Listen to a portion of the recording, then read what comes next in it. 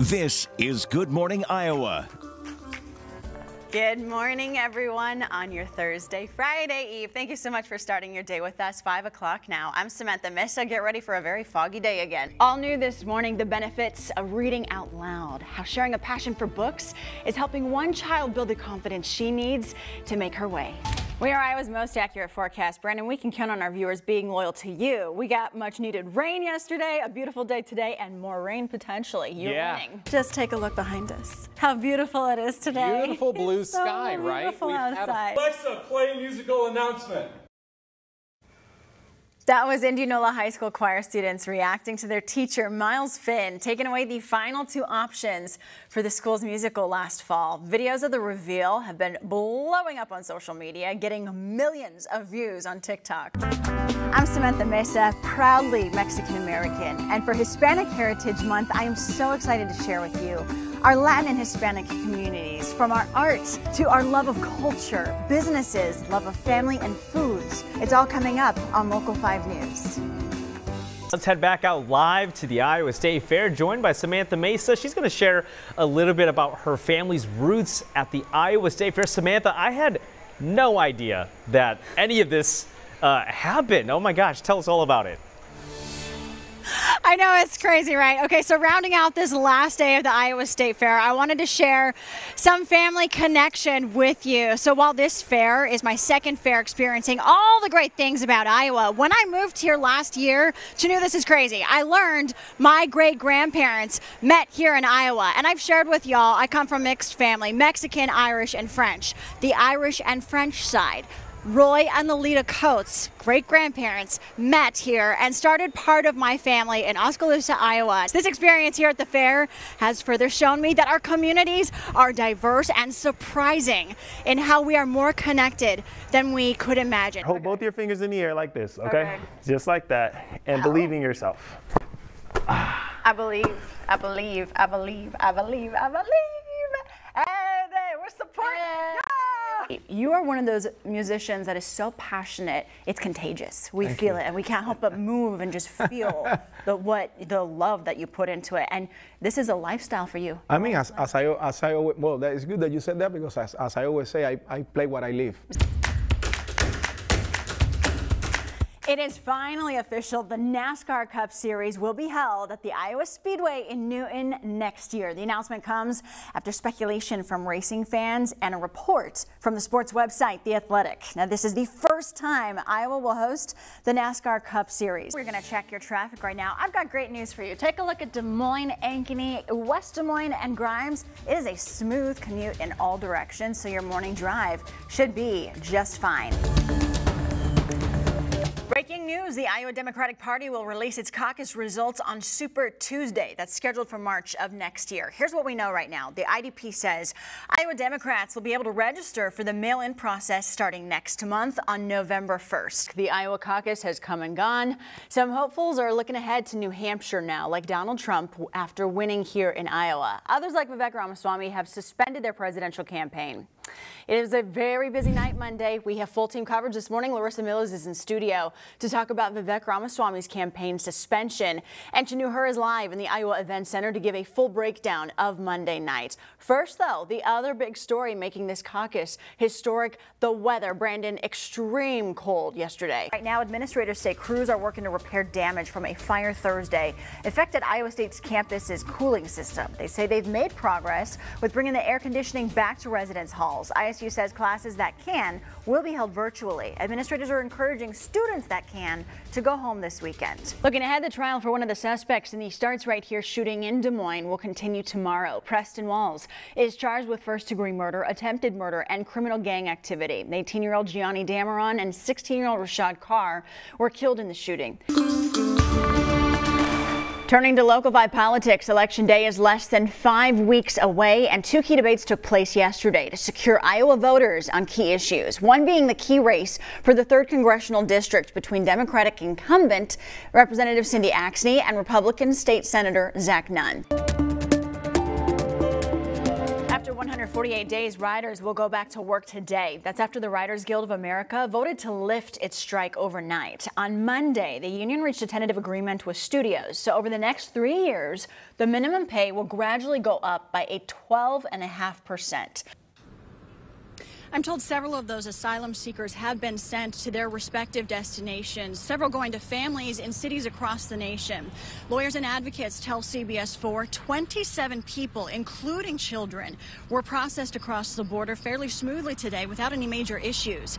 Now the question is, what is going to happen tomorrow? Let's check in with Samantha Mesa live in Jefferson tonight, where there is plenty of damage. Samantha. Here at the Johns family home in Jefferson, everywhere you look, you see the destruction that this tornado left behind. You hear that generator in the background. That is the only thing keeping this family powered. I'm standing along this soggy shoreline.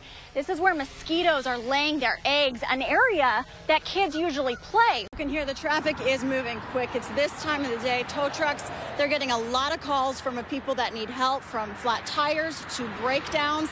Critical time to pay attention to anyone working on the road. For truck driver Troy Capone, his truck was smashed when a driver failed to move over. Local 5 anchor Samantha Mesa spoke with a family who lost their son to an overdose. They hope to help others survive addiction and find recovery in healing.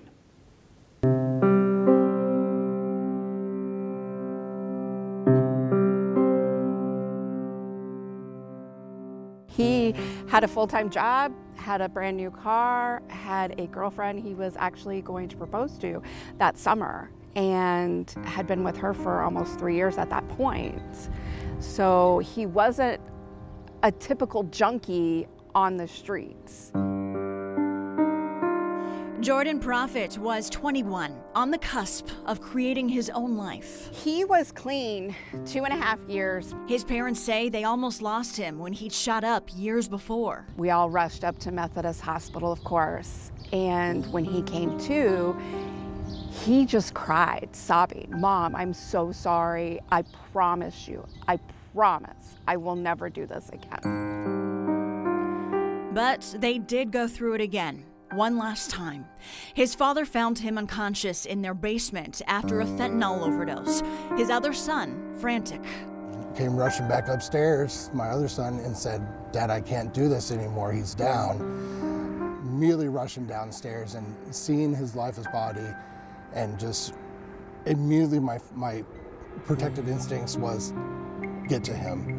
He was face down, and when I turned him over, as sad as this may be, I already knew he was gone. I tried to revive him. He, like I said, there was at one point that I thought he was grasping for air, and I stopped and I leaned down to hear it, and nothing.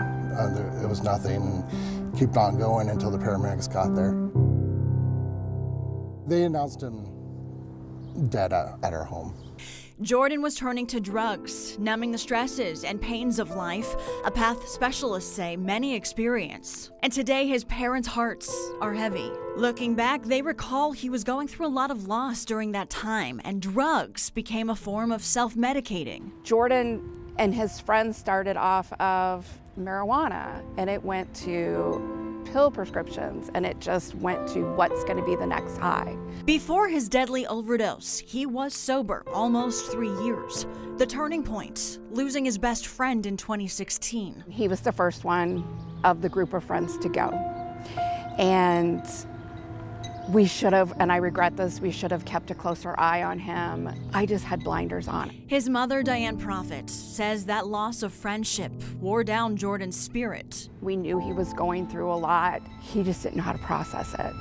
And he went back to what he knew would take away the pain, take away the memories for that little bit of time. And it took him that night. That night, the dose that he had, that heroin was laced with carfentanil, which is an elephant tranquilizer. He went right away. He wanted kids, he wanted a wife, you know, he wanted everything out of this world. Jeremiah Lindman also knows this pain. He lost his brother to overdose. He was extremely charismatic and charming personality. Would just light up the room, full of smiles. After losing his brother, Linman then heard from a mother who lost her son to drugs. She wanted to celebrate their loved ones' lives, so he launched a map that tracks overdoses nationwide in the hope to prevent more lives from being lost. There's still so much stigma of us, what a druggie is or what a junkie is. His goal for the map is to break the stigma and to show who people were before spiraling into addiction. Linman believes pain medication can become a crutch dealing with life stressors for anyone. A stigma further buries this hidden disease. The stigma has kept people from going out to treatment. It is an issue. Treatment does work and recovery works, and showing compassion, to help people get there, I think will go a ways. Now he understands there is no quick fix. I don't have all the answers. I don't think anyone does, unfortunately, right now. I think we're still working very reactive. Pain can be defined so many different ways. Pain for other people is a lot of the mental issues and stuff that are going on in our society. And I think that's you have COVID and all sorts of issues that have been going on the last couple of years. It's just it's a bad mix right now. Jordan's father agrees and believes the pandemic is making mental health challenges worse. Because I feel that with the pandemic and just everything that came with it, losing human interaction, not being able to do the things that they were used to, they're leaning towards that gateway, that way to soothe themselves. And I feel that just with the stresses of it, workplace, everything happening with our lives right now, they don't know how to process pain like that. And what better way than to shoot up and forget about it for a while. Jordan's family and Linman say this is not about a war on drugs. Rather, compassion is key. Just be there for them. You can't change them. They have to make that step. But be there and listen to them. Try to reach out and get help for them. And they want folks to understand addiction can happen to anyone and to acknowledge if someone is using, compassion could save their life. Today, all Diane has of Jordan is memories and a locket with his ashes. He left behind 3 siblings that are really struggling right now. I mean, they both went through graduations without their big brother, and so many milestones that their big brother is not going to be there for. Not to mention that I'm missing out on what my son would have been. He had a home life, he lived in Urbandale, but everybody needs to remember, this is everywhere.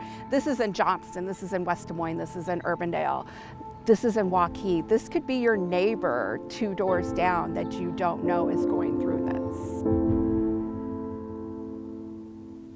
And that was Samantha Mesa reporting. If you are struggling with addiction or know someone who is, there are people ready to support you to recovery. We have that information at weareiowa.com. As for the overdose website, the National Safety Council is interested in collaborating with Linman to create more educational resources aimed at saving more lives.